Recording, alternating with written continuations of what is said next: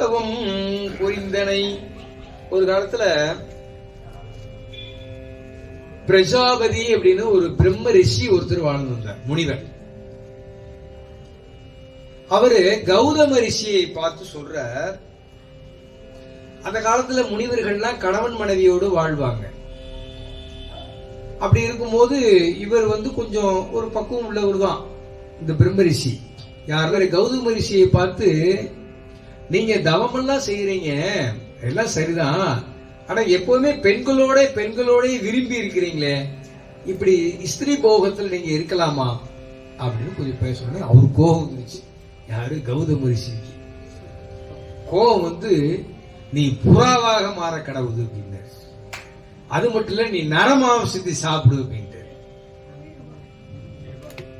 அந்த புறாவுக்கு பெரிய தண்டனை.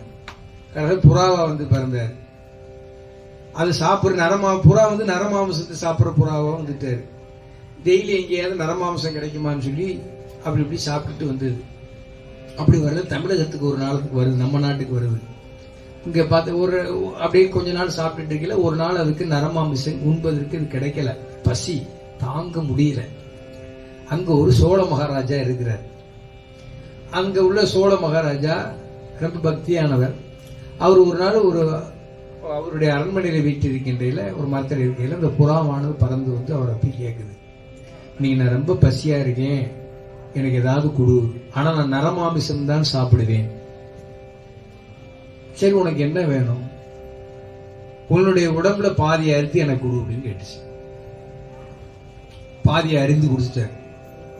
கொடுத்தோன்னே ரத்தமா சொட்டுது. அதில் சாப்பிட்டு, இன்னும் எனக்கு பசி அடங்கணமா இல்லை, மிச்ச பாதியும் கொடுத்துரு அப்படின்னு. அது சாப்பிட்டது. இதனால என்னன்னா, அதுக்கு ஒரு பெரிய தோஷம் வந்துருச்சு. சாமிகிட்ட போய் பழையபடி வேண்டுது. அந்த வேண்டிய தலம் தான் சீர்காழி.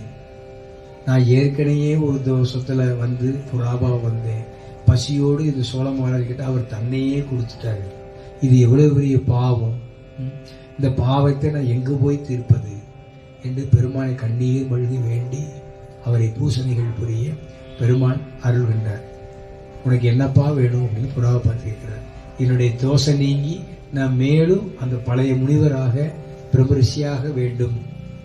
அது மட்டும் இல்ல, இந்த சோழ சக்கரத்தினுடைய நரமாமிசத்தை உண்டு, எத்தனையோ மாமிசம் உண்டு, பாவங்கள் செய்திருக்கின்றேன், அந்த பரிபாவங்கள் எல்லாம் அடியேனை விட்டு நீங்க வேண்டும் என்று கண்ணீர் மல்க வேண்டும். அப்படியே செய்தோம் என்று அந்த அருளை செய்தார். ஆகவே